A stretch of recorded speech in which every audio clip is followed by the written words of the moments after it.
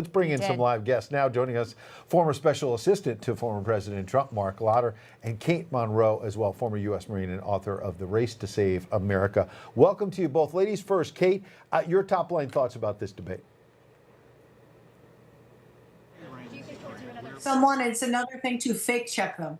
They are fake checking the right. They fake check Trump. They fake check JD Vance tonight. And I think it's just more so the American public, certainly those in the middle, are going, does it really need to be 3-on-1? Are you losing that bad that you need that many fingers on tipping the scale? So my opinion is that JD Vance absolutely crushed it. If the American public was paying attention today to the other news where Iran fired 1 to 200 ballistic missiles at Israel, you got to be thinking, well, we were a little bit safer under Trump. So all this other stuff you talked about is sort of a moot point when you consider we're in the middle of about to be at World War III. So I think JD Vance really succeeded here tonight. Let's play a little bit, in fact, about what Walt said about Israel being the target of Iran. And Mark, we'll get your reaction after this. Let's keep in mind where this started. October 7th, Hamas terrorists massacred over 1,400 Israelis and took prisoners. Israel's ability to be able to defend itself is absolutely fundamental. Getting its hostages back, fundamental, and ending the humanitarian crisis in Gaza. But the expansion of Israel and its proxies is an absolute fundamental necessity for the United States to have the steady leadership there. You saw it experienced today, where along with our Israeli partners and our coalition, able to stop the incoming attack.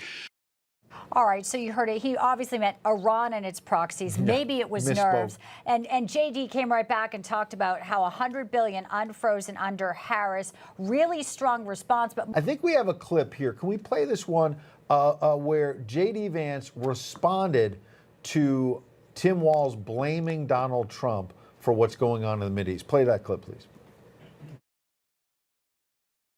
We have to remember that as much as Governor Walz just accused Donald Trump of being an agent of chaos, Donald Trump actually delivered stability in the world, and he did it by establishing effective deterrence.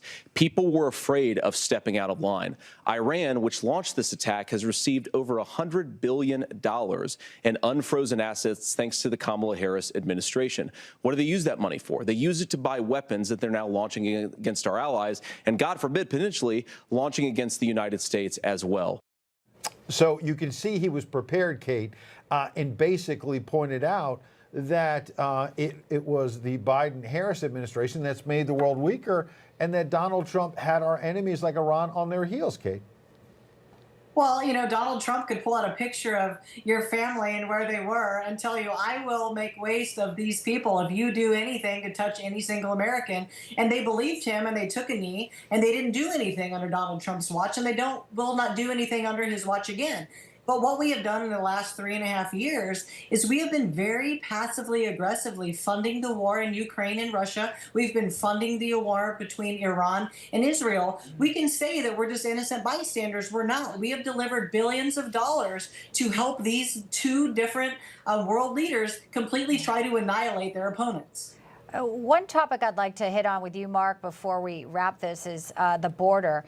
And I thought it was very effective when JD Vance, the question was about, would you separate parents from kids? You want to have this deportation. And he says there's 320,000 lost children under the DHS. They don't want to talk about that. And then, of course, the moderators, being as horrible as they are, later say, well, the polls are actually showing most Americans support deportation. That wasn't question number one. They cannot talk about that. They want to talk about the border, and they want to talk about amnesty, but there are lost children. There are dead Americans from fentanyl, and children being raped in parks or murdered like Jocelyn Nungare this summer. But at the beginning, what we didn't play is when he was first asked about the lies, he said, well, look, I used to ride a bike with my friends when I was growing up. It's like when Kamala Harris is asked about inflation.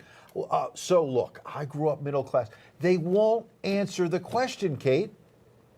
Well, there just is no accountability on the left. They think that they can go undeterred and say whatever they want. I mean, what about we talk about what rank you were when you left service? Did you or did you not carry a weapon of war at war? Were you ever at war? I mean, when do we finally go, I'm sorry, guy, you're a liar? this bubbada, bubbada, bubbada, oh, I was a good teacher. Great. You might have been a good teacher, maybe not as good a soldier, maybe not as good a leader, maybe not totally qualified to be the vice president of the United States of America. And people need to look more closely at your willingness to lie, just like Kamala Harris does, to get anywhere you are trying to go at all costs, even at the lives of the American people. Absolutely. Kate Monroe, Mark Lauder, we appreciate your insights tonight. Thank you. Thank you both.